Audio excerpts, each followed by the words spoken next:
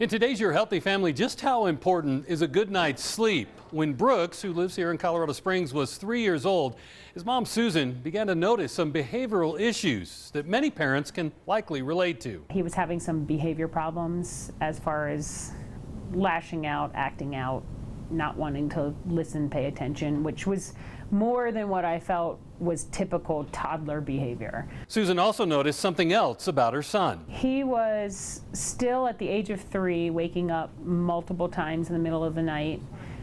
He was grinding his teeth, he was snoring when he was sleeping. Dr. Jeremy Montrose began his career as a family dentist. It's pretty common for people to hear snoring in younger kids, and it's accepted almost as normal. Most of the time what we hear is parents are told to just wait and see if they grow out of it, and there's a lot that can be done during that time. Dr. Montrose now specializes in sleep dentistry, focusing on solving a variety of health problems with a broader approach. We want to educate adults, children, and parents about what is healthy.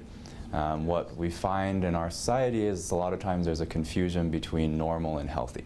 And we see a lot of times people think it's normal to snore, it's normal to breathe through your mouth, it's normal for a child to toss and turn and have nightmares, maybe bedwetting, maybe get up every night and get in their parents' bed. Because it happens to everybody, we consider it to be normal and healthy, but it's not both. Dr. Montrose points to evidence-based studies that show how important a healthy airway is to healthy sleep. Over the last about 10 years or so, there's been a lot of research done linking sleep quality and all sorts of health conditions.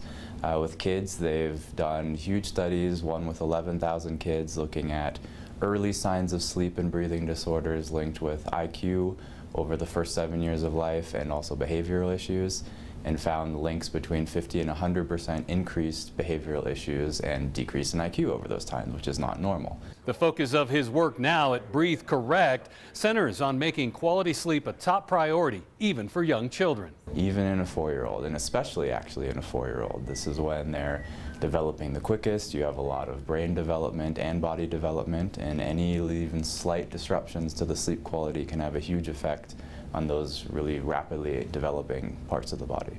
So the beginning is to educate what is healthy.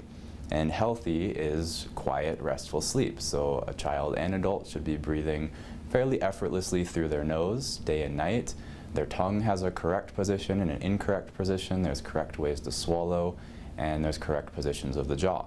And all of these things we can intervene and influence and correct at a young age, which will have a huge impact on health, sleep quality, and the whole body and the mind. But it's starting with that understanding of healthy is quiet, easy breathing through the nose, mouth is closed, jaw's in the right position, and tongue is in the right position. And so any deviation from that is going to have an effect. So things as small as mouth breathing, tossing, turning at night, bedwetting, night sweats, night terrors, up to snoring and sleep apnea on the more severe ends of the spectrum will all have impacts on behavior. Susan's grateful that a cousin mentioned checking with the folks at Breathe Correct to her, because her first thought wasn't that Brooks' behavior issues were tied to his sleep. And I think a lot of people, their automatic assumption is, oh, they have some type of like behavior disorder or something like that. And I don't think I necessarily put together the whole not sleeping in the behavior issue that until I came to the first appointment. Brooks has been in treatment at Breathe Correct now for about 9 months, and Susan says she's seen a big change. His behavior has gotten a lot better. I mean, it's very, very random or rarely that he ever throws a tantrum anymore.